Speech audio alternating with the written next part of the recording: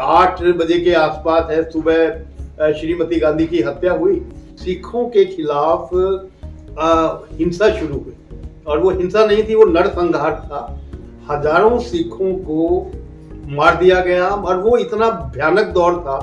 और पंजाब से हिंदुओं का पलायन है देश के अन्य हिस्सों के अंदर। पत्रकार हूँ, पत्रकारिता की बात करना चाहूंगा। बहुत सारे जो पत्रकार हैं उन्होंने अपनी बात है उसको आतंकवादियों की धमकी के बावजूद है कहना बंद नहीं किया। ट्रिब्यून के पत्रकार हैं वो मारे गए, और केवल ट्रिब्यून ही नहीं, उस समय जो भी बोलता था में आरएसएस की शाखा के ऊपर हमला हुआ, क्योंकि ये हिंदू संगठन है तो हिंदुओं को चुन चुन कर मारा जाए ताकि उनकी 31 अक्टूबर का वो दिन था जिस दिन श्रीमती इंदिरा गांधी की हत्या कर दी गई, और इस हत्या का परिणाम बहुत गलत भी हमें देखने को मिला। उसके बाद में बहुत से लोगों की हत्याएं हुई, पत्रकारों की हत्याएं हुई, दो कम्युनिटीज के बीच में डिफरेंस आया। ये सभी खबरें हमें आर्टिकल से, उस समय के न्यूज़ कटिंग्स, न्यूज़पेपर, जो भी कुछ चल रहा था, क्योंकि डिजिटल मीडिया इतना नहीं था।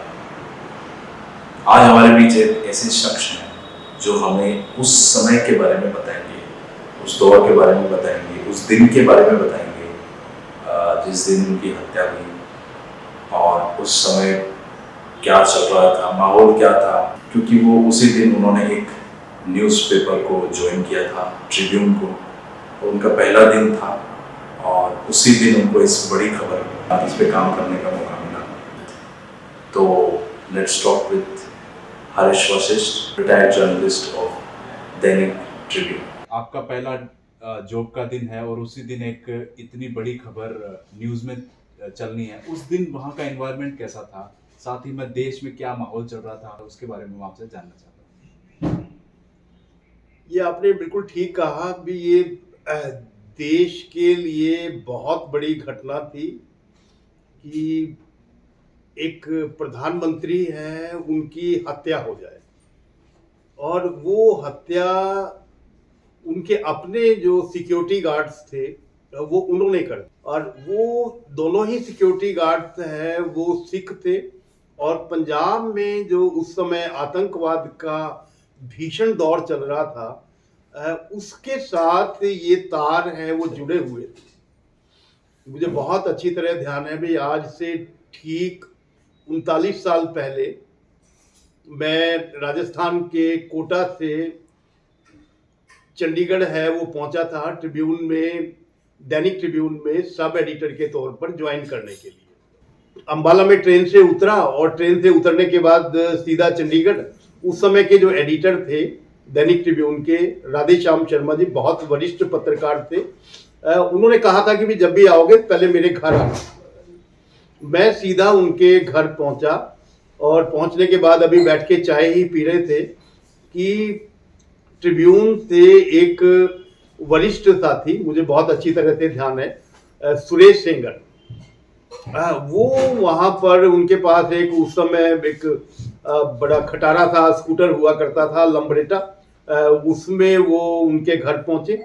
और पहुंचने के बाद उन्होंने कहा कि श्रीमती इंदिरा गांधी है उनकी हत्या हो गई है और कुछ क्लियर नहीं है, और ट्रिब्यून का स्पेशल एडिशन निकाला जा रहा है जो दिन में 12:30 बजे निकलेगा। सुबह का तो एडिशन निकल ही चुका था उस दिन। एक चीज मैं जानना चाहता हूँ कि न्यूज़पेपर या कोई भी एजेंसी इस चीज पे कैसे रिएक्ट करती है। जैसे कि ये एक बहुत बड़ी न्यूज़ थी और बहुत कंट्रोवर्शियल थी, पत्रकार भी एक आम इंसान ही होता है, तो वो कैसे रिएक्ट करता है। उसको भी कहीं से सूचना मिली है, खबर मिली है, हो सकता है वो फेक हो, सही हो, कुछ डिस्टोर्ट हो, तो उस दिन वहाँ पत्रकारों ने कैसे उस दिन रिएक्ट किया। उस समय में ना तो सोशल मीडिया था, ना ही इलेक्ट्रॉनिक्स मीडिया था, टीवी नहीं थे, एक दूरदर्शन है, सरकारी मीडिया हुआ करता था। तो जो सोर्स है न्यूज का पत्रकारों के लिए वो केवल टेलीप्रिंटर है वो हुआ करता था। टेलीप्रिंटर पे न्यूज एजेंसीज हैं या अपने रिपोर्टर्स हैं वो खबरें भेजा करते थे। तो टेलीप्रिंटर के ऊपर है उस दिन सुबह, क्योंकि ये 8 बजे के आसपास है सुबह श्रीमती गांधी की हत्या हुई, और सरकारी तंत्र है अभी इसको कंफर्म करने के लिए तैयार नहीं था। उनको तुरंत एम्स ले जाया गया और तब तक ये नहीं पता था वो मर चुके हैं या घायल है, कैसी उनकी कंडीशन है। और बहुत देर शाम तक भी सरकार ने इसको कंफर्म नहीं किया। तो ऐसे में ये बड़ा मुश्किल था पत्रकारों के लिए कंफर्म करना कि सच्चाई क्या है। अफवाहें बहुत ज्यादा फैल रही थी।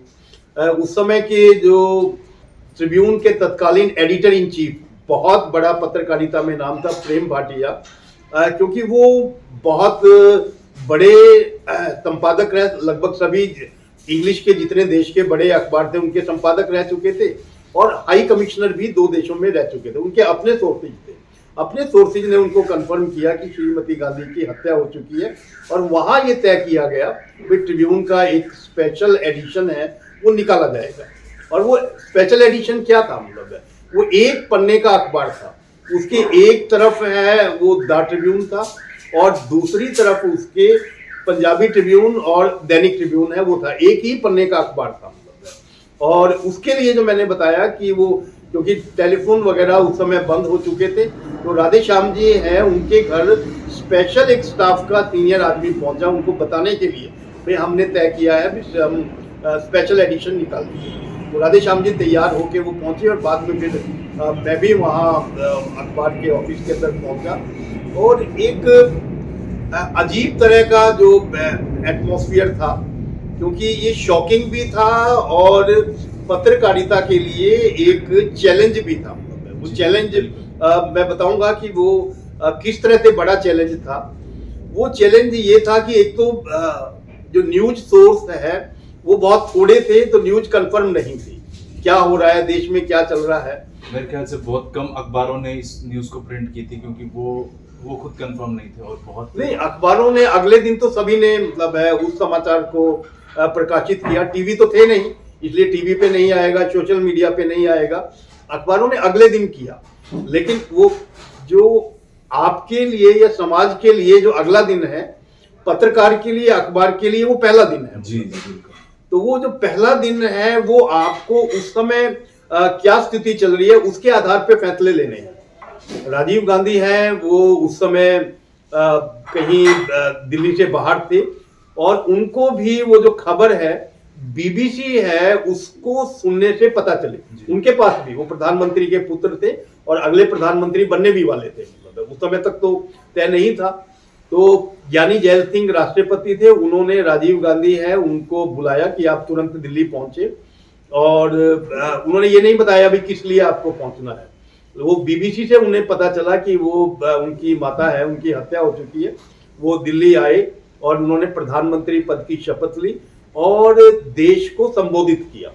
लेकिन वो सेंसर ऑफिसर जो ट्रिब्यून के ऑफिस के अंदर बैठे हुए थे वो इतने समझदार लोग थे कि उन्होंने जो प्रधानमंत्री का जो देश के नाम जो संबोधन था उसको भी सेंसर कर दिया।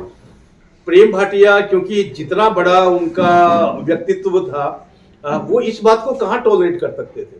उन्होंने उसी समय chief commissioner Chandigarh AK Banerjee है उनको फोन किया और उनको फोन करने के बाद कहा कि भी क्या आपका एडमिनिस्ट्रेशन ये चाहता है कि कल को मैं अखबार पब्लिश ना करूं। बनर्जी साहब हैं, उन्होंने क्योंकि सम्मान बहुत करते थे, उन्होंने पूछा भाटिया साहब हुआ क्या मतलब। उन्होंने कहा कि आपके जो आदमी यहाँ सेंसर के जो बैठे हुए हैं वो चाहते हैं कि प्राइम मिनिस्टर का देश के नाम जो संबोधन है उसको भी सेंसर कर दिया जाए, उसको भी ना जाने दिया जाए। क्या मैं कल का अखबार है बिना प्राइम मिनिस्टर के संबोधन के छाप दूं। बनर्जी साहब है वो क्योंकि सीनियर IAS ऑफिसर थे, वो सारी बात को समझते थे। उन्होंने कहा आप चिंता ना करें, आप अपना काम करें। तो अगले दिन का जो समाचार है, समाचार पत्र है, उसमें प्रधानमंत्री के संबोधन के साथ और बनर्जी साहब की जो डांट उनको पड़ी सेंसर ऑफिसर्स को, और भी बहुत सारे समाचार हैं जो पहले सेंसर कर दिए गए थे, उन समाचारों को लेके वो अखबार है वो प्रकाशित हुआ। मैं आपका एक पर्सनल एक्सपीरियंस आपका जानना चाहता हूँ, क्योंकि जब कोई जर्नलिस्ट जब पहली बार किसी न्यूज़ चैनल को या एजेंसी को या प्रिंट न्यूज़ को ज्वाइन करता है तो वो वहाँ का एनवायरनमेंट देखता है, सीखता है, अपने सराउंडिंग देखता है कि क्या चल रहा है, कुछ नई चीज़ें वहाँ से वो सीखता है। आपका तो पहला दिन ही इसी में चला गया कि बहुत ज़्यादा लोग उस पर काम कर रहे हैं, एक ही न्यूज़ पे काम कर रहे हैं, मतलब इस तरह का आपका एनवायरनमेंट रहा होगा। तो मैं आपका पहला दिन का एक्सपीरियंस जानना चाहता हूँ, ट्रिब्यून में क्या चल रहा था? मेरे साथ एक दिक्कत थी कि मैं राजस्थान के जिस अखबार से वो आया था, वहाँ दैनिक राष्ट्रदूत समाचार पत्र है, उसमें मैं सिटी रिपोर्टर था। और सिटी रिपोर्टर भी क्या, कोटा में क्राइम रिपोर्टर था। तो इसलिए वो वहाँ से सीधा डेस्क पर सब एडिटर के तौर पर मेरा सिलेक्शन हुआ था। तो एक तो स्थान का परिवर्तन था, अखबार बहुत छोटा था, और ये जो संस्थान है ये बहुत बड़ा था। मतलब यहाँ तो वो उस समय में वो घुसते हुए ऐसा लगता था भी जैसे आप किसी होटल के अंदर हैं, वो एंटर कर रहे हैं। तो वो ऐसी स्थिति में वातावरण का दबाव था, वातावरण बिल्कुल नया था, और वातावरण क्योंकि हिंदी अखबार से मैं आया था और इस अखबार का वातावरण है वो अंग्रेजी नुमा था, तो वो उस वातावरण में एडजस्ट करने में दिक्कत थी। दूसरा, वो सब लोग नए थे, मतलब किसी को भी मैं नहीं जानता था, तो वो है भी नए लोगों के साथ आपको करना, और नए लोगों में भी फिर इस तरह की जो न्यूज है जिसका दबाव सबके ऊपर था, एडिटर इन चीफ से लेके और नीचे जो कंपोजिंग के, उस समय कंपोजिंग हुआ करती थी, तो कंपोजिंग के जो लोग हैं उन तक के ऊपर ये दबाव था भी आज कुछ विशेष है और विशेष है वो करना पड़ेगा। तो उस दबाव में जो नए स्थान का, नए अखबार का, नए लोगों के साथ, और देश की इतनी बड़ी घटना जिसने बाद का जो इतिहास है, पंजाब का भी इतिहास बदला और देश का भी इतिहास बदला, वो ऐसी न्यूज के साथ आपको डील करना पड़ा, अपने आप में एक एक्साइटमेंट था। इंदिरा गांधी की जब डेथ हुई तब एक माहौल बना देश में, और अलग अलग जगहों पे कुछ छपरा था, वो छपरा। उनकी डेथ के बाद में कई स्टेट्स में माहौल बिगड़ा, बहुत ज़्यादा बिगड़ा, बहुत से लोगों की और भी हत्याएं हुई, एलिगेशंस लगे, फेक न्यूज़ ज़्यादा फैल रही थी, और एक डिफरेंस हम कह सकते हैं दो कम्युनिटीज़ के बीच में या दो धर्मों के बीच में, स्पेसिफिकली हिंदू और सिखों के बीच में भी बहुत सारा कुछ हमें उसके बाद भी देखने को मिला। उसके बाद का जो दौर था, बाद में जो माहौल था, उसके बारे में थोड़ा बताइए। उसके बाद एक अलग तरह का जो एटमॉस्फेयर शुरू हुआ। उससे पहले, क्योंकि उसी 1984 के अंदर जून में लगभग 5 या 6 महीने पहले स्वर्ण मंदिर के ऊपर जो आर्मी एक्शन था, उसके अंदर जनरल सिंह भिंडरवाला वो मारे गए, उनके साथ बहुत सारे जो आतंकवादी हैं वो मारे गए, और साथ में स्वर्ण मंदिर है उसको बहुत ज़्यादा नुकसान पहुंचा। सिख साइकी है उस पर इस चीज़ का बहुत ज़्यादा असर हुआ, और उसकी वजह से जो आपने पूछा, वो उस समय से जब जून 6 सिख कम्युनिटी या फिर सिख के जो अलग अलग ऑर्गेनाइजेशंस हैं उनको, क्योंकि इसमें बहुत ज़्यादा नाम ये आता है कि वो खालिस्तान मूवमेंट को जो लोग सपोर्ट करते हैं या उस चीज़ को ज़्यादा सपोर्ट करें, उनको ज़्यादा इस चीज़ से फ़र्क पड़ा। तो क्या ये हम सिख कहना ठीक रहेगा या सिख ऑर्गेनाइजेशन? स्वर्ण मंदिर के ऊपर जो आर्मी एक्शन हुआ, उससे सिख समाज है वो पूरा का पूरा, उसमें कोई संगठन नहीं, उसमें कोई आतंकवादी नहीं, उसमें पूरा जो सिख समाज है वो आहत हुआ। वो ज्ञानी जैल सिंह उस समय देश के राष्ट्रपति थे, उन्होंने भी एक बार, मतलब है जिस तरह से बाद में आया कि उनके मन में भी ये चलने लगा था कि मैं राष्ट्रपति रहूं या ना रहूं, इस तरह की स्थिति थी। तो एक तो सिख समाज है उस पर असर हुआ, और उसका जो एक जो श्रीमती इंदिरा गांधी की, क्योंकि कुछ महीने के बाद वो हत्या हो गई, और उस हत्या के बाद 31 अक्टूबर को हत्या हुई, 1 नवंबर से वेरी नेक्स्ट डे पूरे देश में नहीं कहेंगे, देश के कुछ हिस्सों में सिखों के खिलाफ हिंसा शुरू हुई। और वो हिंसा नहीं थी, वो नरसंहार था। वो दिल्ली में था, कानपुर में था, और उत्तर प्रदेश, हरियाणा के छोटे छोटे पॉकेट्स के अंदर था, जिसके अंदर हजारों सिखों को मार दिया गया। और वो इतना भयानक दौर था कि उसकी जब कहानियाँ हैं, जब पंजाब में आई और पूरे देश से सिखों का पलायन शुरू हुआ, लगभग 50,000 सिख है वो पंजाब के अंदर पहुंचे, और उन्होंने अपनी बातें जब बताना शुरू की, तो एक जो सेंटीमेंट है पहले ही हर्ट था, मतलब पहले ही भावनाएं आहत थी स्वर्ण मंदिर पर उस एक्शन की वजह से। और साथ में ये जो नरसंहार हुआ उसकी वजह से सिख समाज है उसमें एक बहुत गुस्सा शुरू हुआ। दूसरा फिर इसके साथ ही क्योंकि वो गुस्सा था, अब वो कहीं ना कहीं प्रकट होगा, उसकी वजह से जो पंजाब में रहने वाला हिंदू समाज है उनके मन के अंदर भी भय पैदा हुआ। तो जब सिखों का पलायन है देश से पंजाब में हुआ और पंजाब से हिंदुओं का पलायन है देश के अन्य हिस्सों के अंदर के। बीजेपी है, सीपीआई सीपीएम है, राष्ट्रीय स्वयंसेवक संघ है, इन संगठनों के जो लोग हैं उन्होंने बड़े पैमाने पर शहादत दी और वो खुलकर है इनके खिलाफ है वो बोले। मतलब उस समय में पंजाब में अगर सबसे ज्यादा जो आतंकवाद के दौर में जो लोग मारे गए हैं वो इन्हीं संगठनों के लोग थे। और इसके साथ मैं पत्रकारिता, क्योंकि खुद पत्रकार हूं, पत्रकारिता की बात करना चाहूंगा। बहुत सारे जो पत्रकार हैं उन्होंने अपनी बात है उसको आतंकवादियों की धमकी के बावजूद है कहना बंद नहीं किया और उन्होंने भी शहादत दी। पंजाब केसरी जो ग्रुप है उसमें लाला जगत नारायण उसके जो संस्थापक संपादक थे उनकी हत्या हुई। उसके बाद उनके बेटे रमेश चंद्र जी है उनकी हत्या हुई।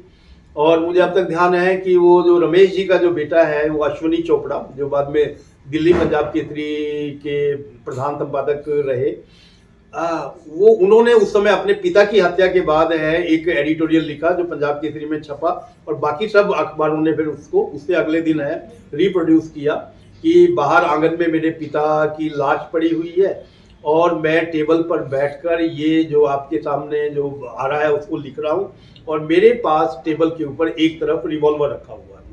इस वातावरण में काम किया। पंजाब केसरी के जो बहुत सारे जो पत्रकार हैं उनकी हत्या हुई और पत्रकारों के साथ साथ जो हॉकर्स हैं उनकी हत्या हुई संगठन के तौर पे। ऐसे ही ट्रिब्यून के पत्रकार हैं वो मारे गए और केवल ट्रिब्यून ही नहीं, उस समय जो भी बोलता था मतलब पत्रकार है, क्योंकि पत्रकार का काम क्या है? समाज को जगाना, समाज को एक जो गलत हो रहा है उसके प्रति आगाह करना। तो वो जो आतंकवादी हैं उनको हमेशा ये चुभता था मतलब वो चाहे प्रीत लड़ी है पटियाला से एक मैगजीन निकलती थी उनके संपादक है उनकी हत्या कर दी गई मतलब है और कई संपादक थे उनके ऊपर वो हमले हुए। तो ये मूलतः जो हम बार बार जब ऐसा दौर होता है तो कलम और तलवार की लड़ाई है। तो ये कलम और तलवार की लड़ाई उस समय में, क्योंकि अब ना तो कोई कलम से लिखता है ना तलवार से लड़ता है, तो ये पेन और स्टेन गन की लड़ाई है ये थी और उसमें बहुत लोग शहीद हुए। लेकिन अंतोतगत्वा पेन है, पत्रकारिता है, वह विजयी रही। जो आतंकवाद है वो खत्म हुआ और आज भी जो अखबार है पत्रकार है वो अपना काम है वो कर रहे हैं। मैं आपसे एक आखिरी सवाल पूछना चाहूँगा। इंदिरा गांधी ने ऑपरेशन ब्लू स्टार करवाया, उसके बाद में उनकी हत्या कर दी गई। 2 सिख जो बॉडीगार्ड थे, इन सब में जो पंजाब में रहने वाले हिंदू है उनका पलायन हुआ। तो हिंदुओं की ऐसी क्या गलती थी कि उन पे आक्रोश दिखाया गया और बहुत से सिख भी उसमें मारे गए थे। हमारे सिख भाई है, हिंदू भाई है, सभी मारे गए।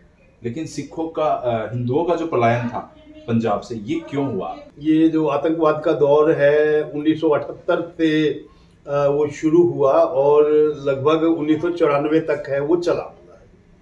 तो लगभग 16 साल का ये दौर था जो आतंकवाद का चला और उसमें जितनी संख्या में हिंदू मारे गए उतनी ही संख्या में सिख भी मारे गए और वो सिखों की भावनाएं आहत हुई।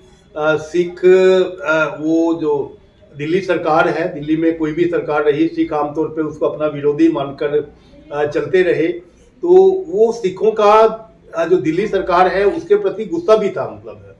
उसके बावजूद है हिंदू और सिख के अंदर आपस में कोई वैमनस्य बहुत ज्यादा होगा वैसा नहीं था।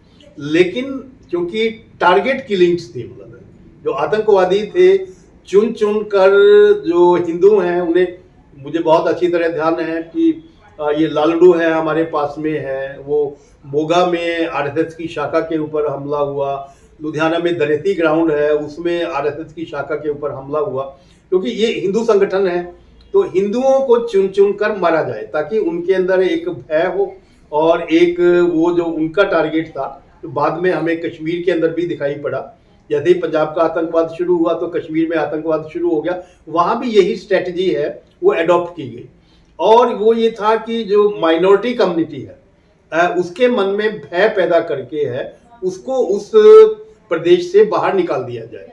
तो उस जो डर पैदा हुआ उसकी वजह से हिंदुओं का पलायन है वो पंजाब से वो हुआ। आमतौर पे हम बात करते हैं उस दौर की, तो वही करते हैं जो हमें पत्रकारों ने बताया, लेकिन आज आपसे बात करके हमें एक और एंगल देखने को मिला और इस पे हमें को बहुत से एंगल हमें समझ में आए, हिंदुओं का पलायन भी समझ में आया और उस हत्या के बाद में जो कंट्रोवर्शियल जो चला वो समझ में आया।